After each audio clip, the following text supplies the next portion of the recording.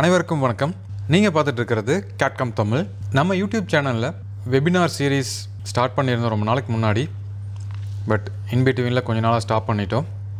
So அந்த webinar சீரீஸில் அடுத்த ஒரு டாப்பிக்காக engineering in the AI era opportunities and challenges அப்படிங்கிற ஹெட்டிங்கில் நான் உங்களுக்கு ஒரு ப்ரெசன்டேஷன் கொடுக்க போகிறேன். இது நான் வந்து ரீசெண்டாக ஒரு காலேஜுக்கு கெஸ்ட் லெக்சர் எடுக்கிறதுக்காக ப்ரிப்பேர் பண்ணேன். ஸோ அது வந்து நம்மளுடைய சப்ஸ்கிரைபர்களுக்கும் பயனுள்ளதாக இருக்கட்டும் அப்படிங்கிறதுக்காக தான் இந்த செமினார்.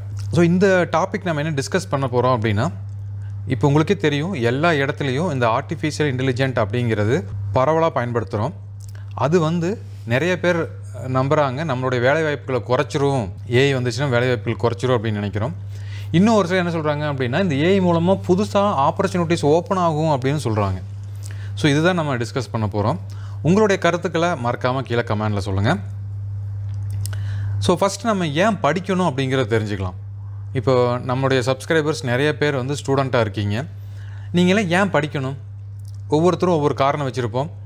ஸோ ஒரு சில காரணங்கள் நான் இங்கே லிஸ்ட் அவுட் பண்ணுறேன். ஃபஸ்ட்டு ஒன்று வந்து டு கெயின் நாலேஜ். ஸோ நம்ம அறிவை வளர்த்துக்கிறதுக்காக படிக்கிறாங்க. ஓகே. Discover your talent. நம்மளோட டேலண்ட் என்ன அப்படிங்கிறத நம்ம தெரிஞ்சுக்கணும். அப்படின்னா நம்ம நிறையா சயின்ஸ் சம்மந்தப்பட்ட இன்ஜினியரிங் சம்மந்தப்பட்ட கான்செப்ட் தெரிஞ்சுக்கிட்டோம் அப்படின்னா தான் நம்மளுக்கு அது எந்த ஆர்வம் இருக்குது அப்படிங்கிறது நம்மளோட டேலண்ட்டை நம்ம கண்டுபிடிக்க முடியும். நெக்ஸ்ட் வந்து கிரிட்டிக்கல் திங்கிங். ஸோ நம்ம வந்து ஒவ்வொரு விஷயத்தையும் இல்லை ஒவ்வொரு ப்ராப்ளத்துக்கும் நம்ம யோசித்து முடிவெடுக்கணும்.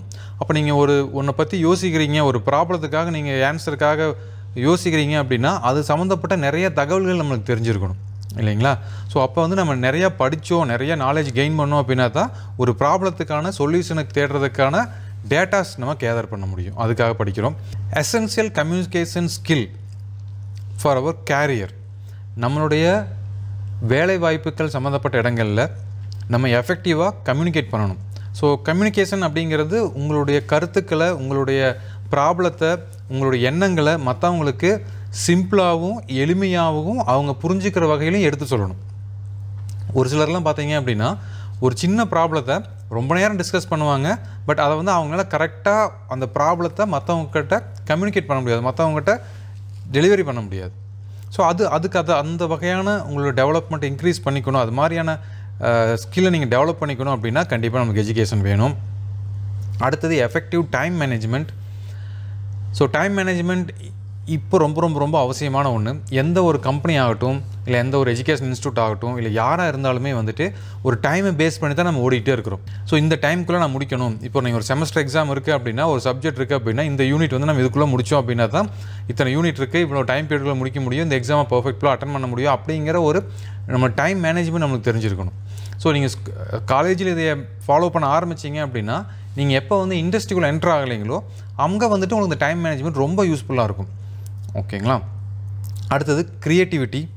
எஸ், நம்மளுக்கு புது புது ஐடியாக்கள், ஒரு விஷயத்துக்கு ஒரு பக்கம் மட்டும் இருந்து யோசிக்காமல் மற்ற பக்கங்கள்லேருந்து யோசித்து நம்ம வித்தியாசமான ஐடியா கொண்டு வர்றதுக்காக இந்த நாலேஜ் ரொம்ப அவசியம். So team work.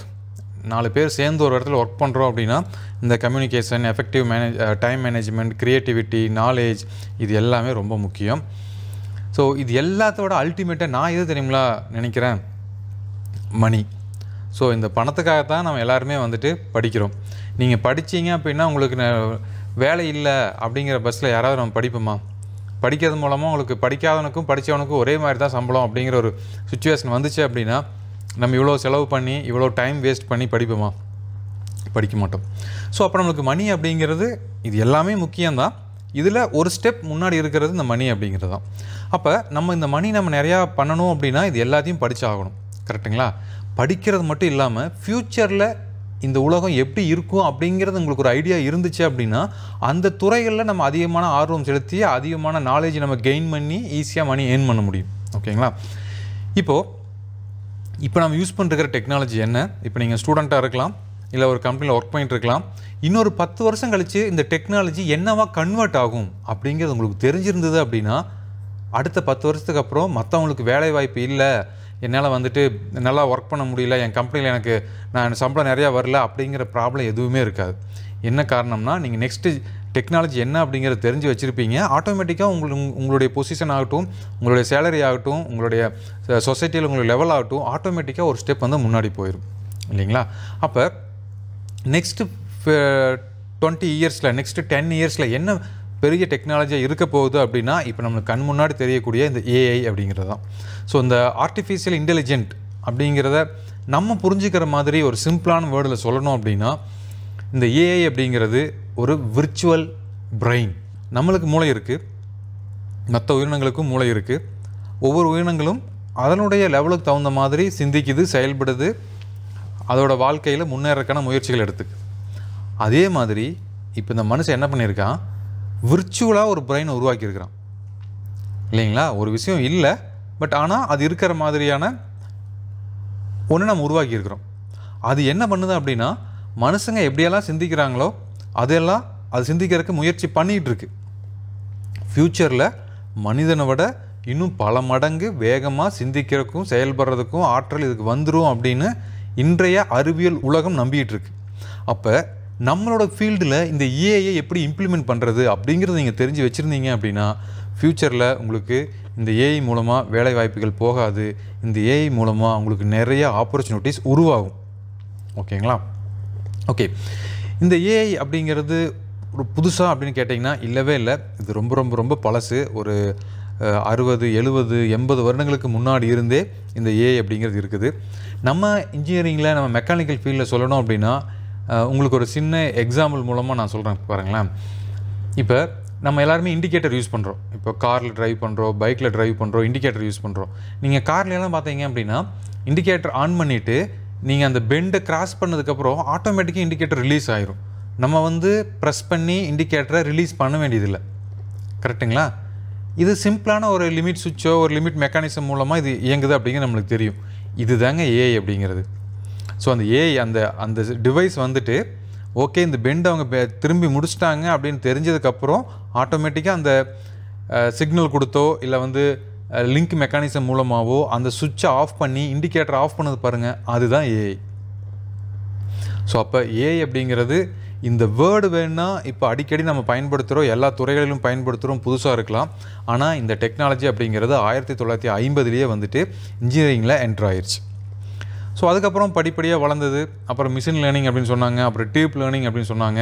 இந்த ஏஐ எந்த துறைகள் எல்லாம் பயன்படுத்துகிறாங்க அப்படின்னு பார்த்தீங்கன்னா எல்லா துறைகளிலுமே பயன்படுத்துகிறாங்க. ஒரு மேனுஃபேக்சரிங் யூனிட்டாக இருக்கட்டும், செல்ஃப் டிரைவிங் காராக இருக்கட்டும், smart assistant, health monitoring system, இது மாதிரி எல்லா துறைகளும் நம்ம சொல்லிகிட்டே போகலாம். சாதாரண ஒரு வாட்ஸ்அப் அனுப்புறதுலேருந்து உங்களுக்கே தெரியும், வாட்ஸ்அப்பில் கூட இப்போ ஏஐ வந்துருச்சு. வாட்ஸ்அப்லேருந்து ஒரு பெரிய பெரிய ப்ராஜெக்ட் லைக் இப்போ வந்து ஒரு நாசா வந்து ஒரு மூணுக்கு ஒரு ராக்கெட் அனுப்புகிறாங்க, இல்லை ஒரு இந்தியா வந்து ஒரு மாஸ்க்கு ஒரு ராக்கெட் அனுப்புகிறாங்க அப்படின்னா அங்கெல்லாம் கூட இந்த ஏஐ அப்படிங்கிறது ரொம்ப பயனுள்ளதாக இருக்குது. இது கண்டிப்பாக வேணுமா அப்படின்னு கேட்டிங்கன்னா கண்டிப்பாக வேணும். இது இல்லாமல் நம்ம இனிமேல் வாழ முடியாது.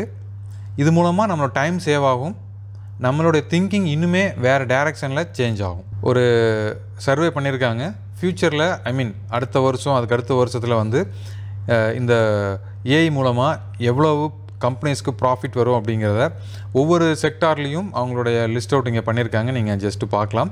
ஸோ இதில் டாப் மோஸ்ட் இருக்கிறது பார்த்தீங்க அப்படின்னா வெஹிக்கிள்ஸ் தான். நம்ம ஆட்டோமொபைல் இன்ஜினியரிங்கில் இருக்கிறதா வந்துட்டு டாப் மோஸ்ட்டாக இருக்குது. ஸோ நம்ம எல்லாருமே வந்து மெக்கானிக்கல் ஃபீல்டில் இருக்கிறோம். ஸோ நம்மளுக்கு கண்டிப்பாக இந்த ஏஐ வந்து அடுத்த லெவலுக்கு எடுத்துகிட்டு போகிறதுக்கு யூஸ்ஃபுல்லாக இருக்கும். ஸோ இந்த ஏஐ மூலம் அட்வான்டேஜ் என்ன? What is the advantage of AI? நம்ம எல்லாத்துக்குமே தெரியும், சிம்பிளாக சொல்லிடலாம். 24/7 அவைலபிள்.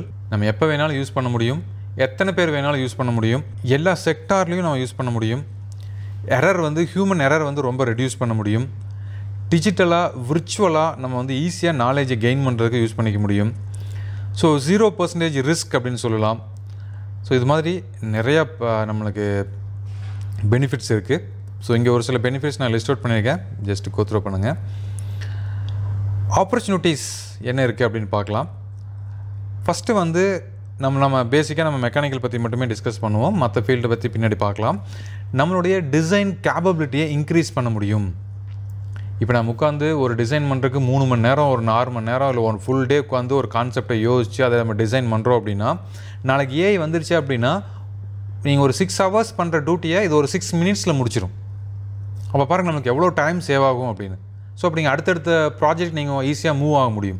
ஸோ இண்டஸ்ட்ரியுமே ஃப்யூச்சரில் இதை தான் எதிர்பார்ப்பாங்க. நீங்கள் ஒரு 6 ஹவர்ஸ் பண்ணக்கூடிய வேலையை 6 மினிட்ஸில் முடிச்சிட்டிங்க அப்படின்னா அது ரொம்ப சிம்பிள்.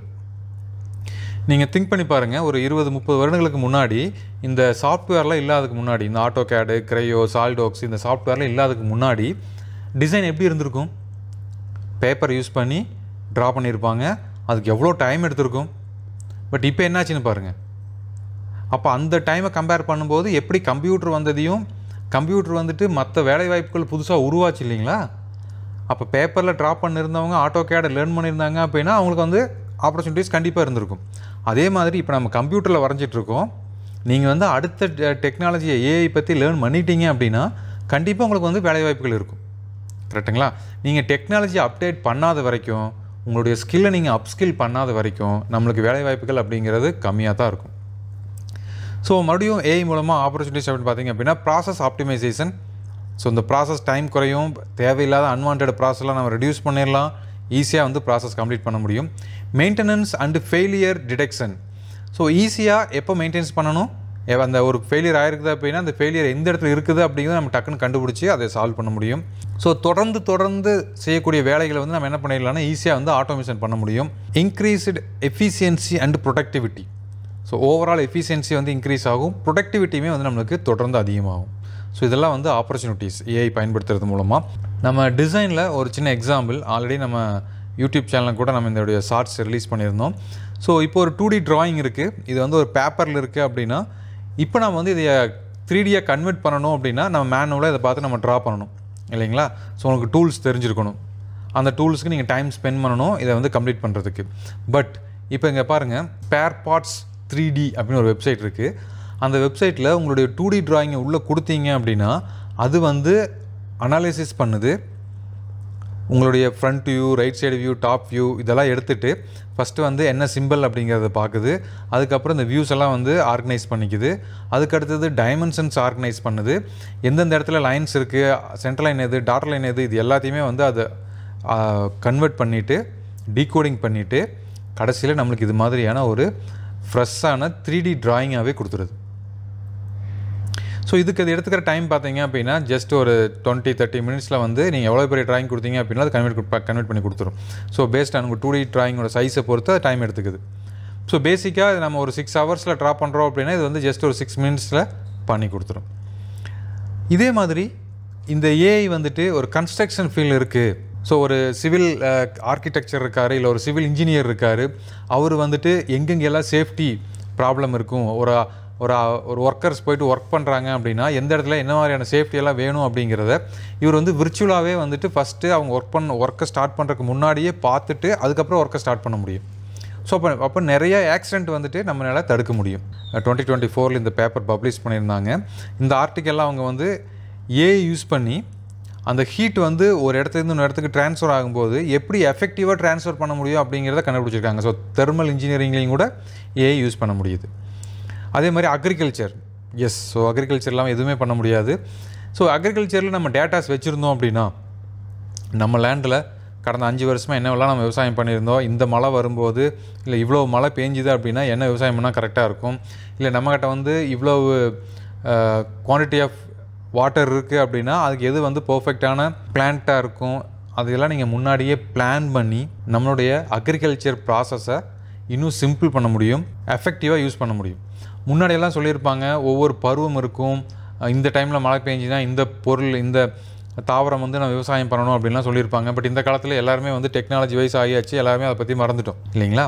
ஸோ இந்த மாதிரியான ஏஐ யூஸ் பண்ணோம் அப்படின்னா நம்மளால் ஈஸியாக வந்துட்டு விவசாயத்தை எஃபெக்டிவாக பண்ண முடியும். ஸோ இதில் டிஸ்அட்வான்டேஜ் அப்படின்னு பார்த்தீங்க அப்படின்னா எங்கெங்கெல்லாம் அட்வான்டேஜ் இருக்கோ அதே இடத்துல கண்டிப்பாக டிஸ்அட்வான்டேஜும் இருக்கும். இங்கெல்லாம் டெக்னாலஜி டெவலப் ஆகுதோ அதே மாதிரி ஆப்போசிட்லேயும் டெவலப் ஆகும். ஸோ இந்த டெக்னாலஜி வர்றது மூலமாக மனிதனோட யோசிக்கிற திறன் குறையும், மனிதன் எல்லாமே வந்து லேசியாக ஆகிறதுக்கான வாய்ப்புகள் அதிகம்.